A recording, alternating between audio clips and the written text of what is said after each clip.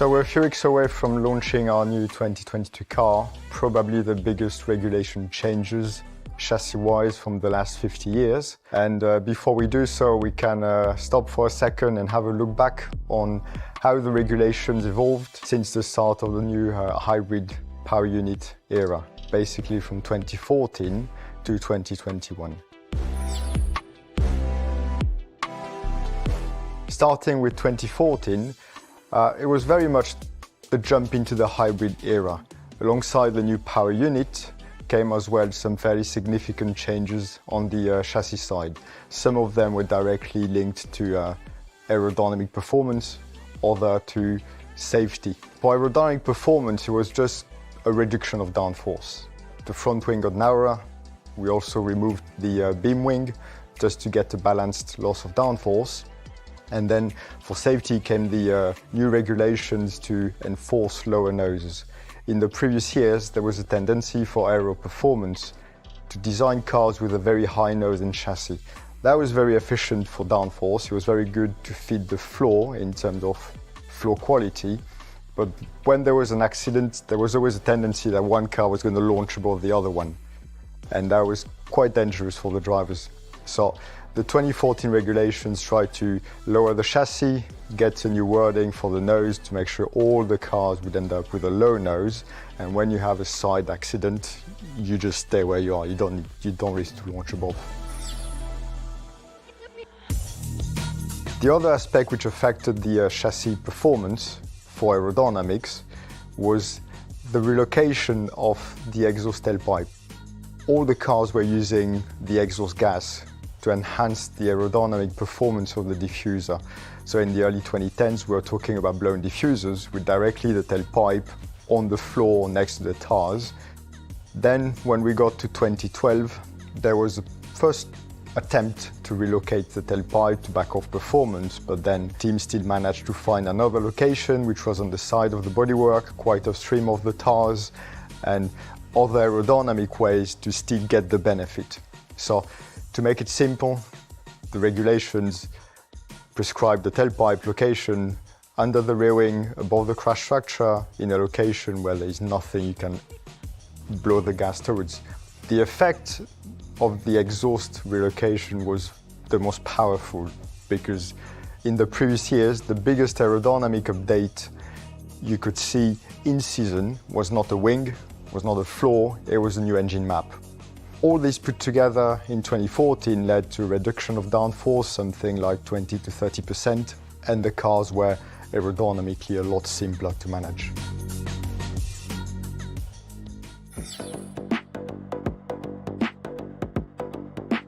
In parallel to these chassis changes, with the new power unit, of course it became a bit more difficult to package the new bigger power unit in the car. And of course, we also had to cool much more components, much more fluids than we were used to. The engine block itself is very small, but then all the side components, the exhaust, the turbo, the compressor, the plenum, the intercooler, all these start to take a lot of space. They all need independent cooling. So independently from the aerodynamics, the power unit in terms of cooling started to create a lot of challenges to design the car, package the car, and try and get something quite small which aerodynamics could exploit to enhance all the performance. The other aspect in 2014, which was quite significant as a consequence of the new power unit, was a large increase in minimum weight. So the cars became quite a lot heavier, to a minimum weight of 690 kilo. This was quite a large step to manage with the chassis design. The other aspect in terms of weight was with the new power unit, new fuel load regulations. With the hybrid engines came a maximum fuel allowance for the race of 100 kilo, with a fuel flow rate of 100 kilograms per hour. But the key was the 100 kilograms of fuel for the entire race. Again, in comparison to the V8s of the previous years, in a race, we would tend to use, broadly speaking, 170 kilo of fuel. So the new engines became far more efficient. As a consequence of the fuel load in a race, the car would be a bit lighter, but when you were going to qualify, the car was quite a lot heavier than before. So putting all together, you have a heavier car with less downforce. It's a recipe for having a car a bit more difficult to manage and less performing than in the previous years. The last aspect which started to be quite significant from 2014 onwards was the tower management. All the teams started more and more to look and to invest into managing the towers through a stint, understanding all the thermal behavior, the wear, and all these aspects really started ramping up through these years. That was going to feed in all the following years to quite a large extent. 2015, 2016, beyond the tweak on the nose regulations, all remain quite stable. And you would see the cars, they would evolve in a fairly subtle manner. And the biggest changes you would see were across each year when you would have the opportunity to review the entire power unit packaging, a new chassis, you would review all your cooling package, you would have an opportunity to review your front and rear suspension, your gearbox. So this is where you would see the biggest changes. And typically, you would see a trend of the cars shrinking more and more in size towards the back. You would get more compact radiators, more compact power unit, smaller gearbox, and all this was just freeing up potential for aerodynamic performance.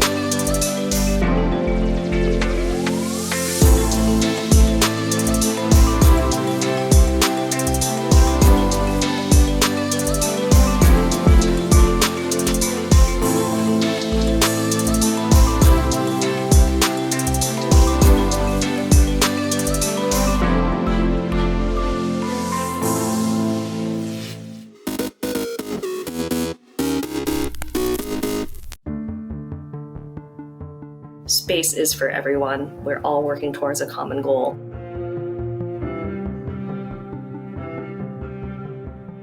Just seeing people learn and grow and the community benefiting as a whole. We have vendors from all around this country, and all of that's bringing in a lot of jobs and getting to work in our community. I give back by seeing companies grow. My work means something. It provides people with the ability to feed their families.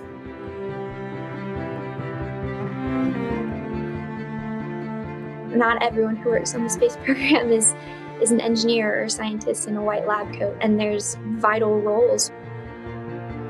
Everybody at NASA is very teamwork driven. Nothing that we do here is done by itself. All successful missions come from a team that works together, that is diverse. And we each bring a different perspective to the team to help us achieve our goals. There's literally an expert kind of within arm's reach that you can ask any question to, and you'll probably get one of the best answers in the world.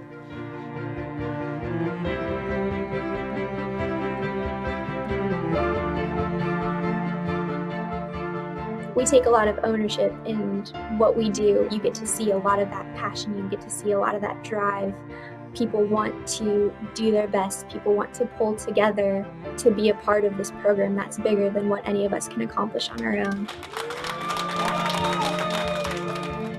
NASA does the trailblazing with technology. The kind of work we do, you can't rest on your laurels and say, okay, we're there. There's no end to what we can achieve, so we have to keep pushing ourselves. In any airplane that I get on, it's exciting to think about, oh, this airplane probably at some point passed through many of our centers. We are with you when you fly. We are coming up with safer, newer technologies that are more silent, more energy efficient. Just to be able to work here and be able to design and touch something that will one day travel to a new planet is amazing. I mean, it's indescribable.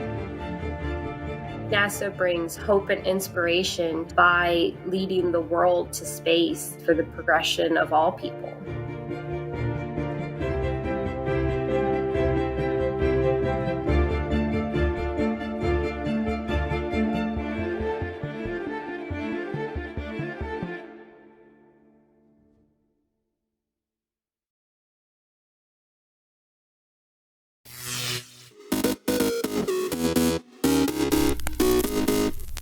Opening doors, I think for me, literally means kicking doors down.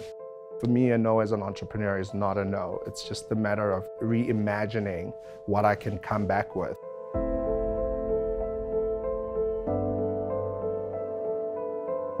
I founded Bala Books in a dining room in Soweto. I've learned that children don't have a voice in our country. My job was really to provide them with one. Until 7 years old, when I started writing a book, I thought you could only start when you're in your 20s or 30s. And when my mom took me to Bala Books, I was writing and figuring out age does not signify when you can do something. Because I do get my earnings from this, I do. So with COVID-19, I've had everything completely come to a halt. That affected my business negatively in terms of the physical trade. So the bookstores closed. We had to pivot to digital. We launched our digital app, which is a repository of child-authored books. We made this accessible for free to children during lockdown. That's also helped us because we can reach so many more children. Oh, it's been a long lockdown. Sorry, I've already written 2 books. Reading is something that can take you out of your own world and put you in a better place. One of the things that I always look at is, can we give access? I think a lot of kids need access, whether it's access to food, it's access to education. That's what opening doors means for me. Bala Books has helped me realize that even if I'm 10 years old, I can still do anything. We need to open doors for each other because the door is a revolving door. If you hold it for somebody, then the next time somebody will hold it for you.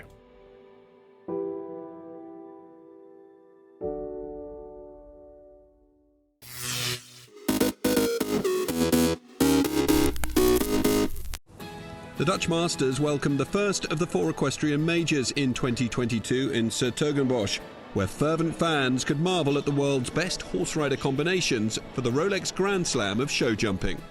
Here at the Dutch Masters, the people are very close to the ring. The ambience is very warm and welcoming. when you enter the arena.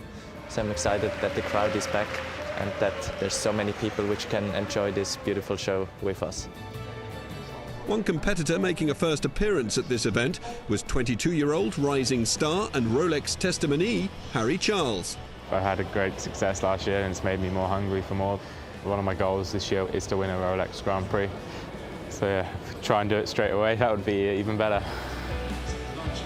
You can have a very good run, you can be double clear, but if you are the one who is a part of a second quicker, and that's a decision of a part of a second, or a decision of maybe one stride or just one turn from one fence to the other, I think that will be decided in the jump-off. 12 riders qualified for the jump-off in the Rolex Grand Prix on Sunday. Home favourite Harry Smulders set up the pace with a clear round of 38.03 seconds aboard Monaco. Seventh to go, Rolex testimony Daniel Deusser displayed both skills and speed, with Scuderia 1918 Tobago Z crossing the finish line 0.13 seconds faster than the Dutch pairing. And when the last rider couldn't beat his time, joy sparked in the Deusser camp. The 40-year-old German has now won 2 of the last 4 equestrian majors, earning him a €250,000 bonus. I knew that I have to really try to win, otherwise somebody would be faster. We saw that a lot of people behind me were a little bit faster, but at the end I'm very, very happy that I just put the right pressure for the other ones to also make a mistake. Yeah, I'm a happy man today. The Rolex Grand Slam of show jumping returns in July with the CHIO Aachen.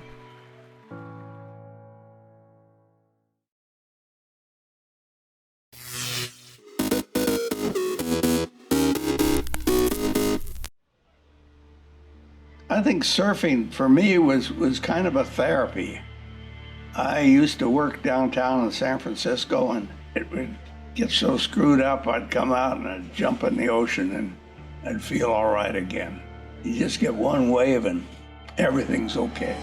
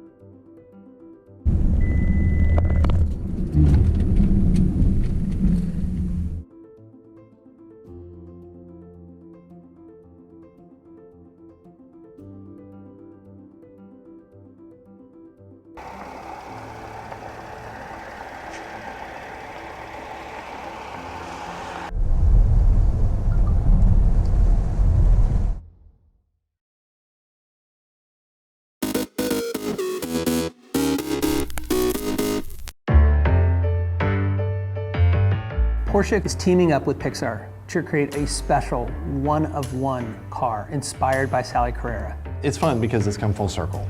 We're inspired by the Porsche originally for the movie Cars, and now that character is inspiring a new physical car. Sally Carrera in the film Cars was the 2002 911, and here we are 20 years later creating this new special project. We get to play car designers when we worked on Cars. Now we're actually working with Porsche. One of our goals was not to create a car that copy-paste from the original one, with the eyes and the windscreen and the mouth. Instead, a real street-legal, drivable car. This car is special, and whoever has this car will have something unique that will probably never happen again. For this fundraiser and being the 20th anniversary for the car that we used in the film for Sally, it's a great opportunity to kind of use this time to give back in the spirit of Sally.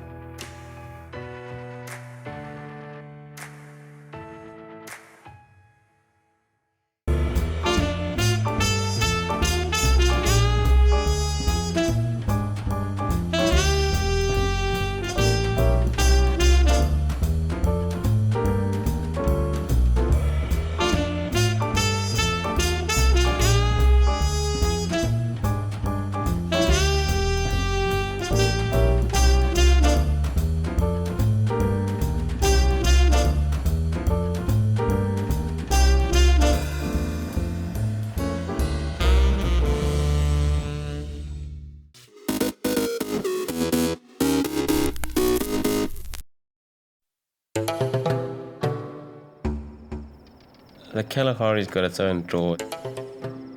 It's vast and it's forever.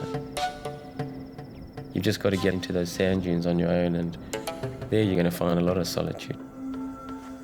It can seem like a place of massive emptiness, but you suddenly find 5, 6 different animal tracks right there. There's this huge amount of life, and when I'm on a filming project, I really like to try and live like the animals do so that I can experience the hardships that they're going through. I want to see wildlife in a totally different context, and that's really, I suppose, what draws me to the Kalahari. It's the vastness and the openness. I really enjoy being able to see these massive distances. Those are great images and things that stick with you.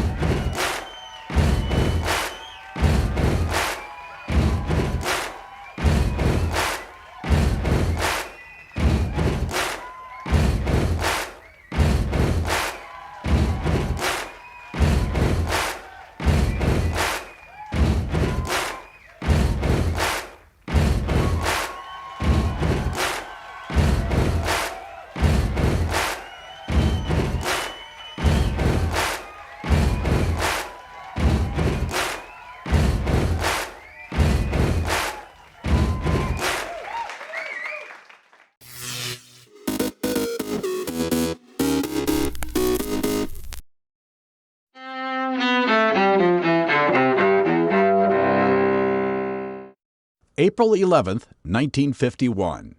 During the Korean War, President Harry Truman relieves General Douglas MacArthur of his command in Asia.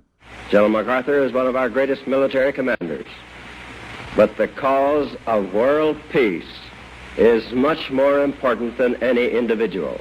MacArthur, who had challenged Truman's war policy, later gives his farewell speech before Congress. Old soldiers never die. They just fade away. 1814. Napoleon Bonaparte abdicates as France's emperor. He's banished to the island of Elba off the coast of Italy. That's where Napoleon remains for the next 9 months until he mounts a brief return to power the following year. 1945. During World War II, American soldiers in Germany liberate Buchenwald, one of the first Nazi concentration camps. 1979, Idi Amin is deposed as Uganda's president as rebels and exiles backed by Tanzanian forces seize control in the African country. And 1970, Apollo 13 blasts off from Cape Canaveral, Florida, on NASA's third manned mission to the moon. But that mission is later cut short when an explosion cripples the spacecraft. Apollo 13's crew manages to return safely to Earth. Today in History, April 11th. Tim McGuire, The Associated Press.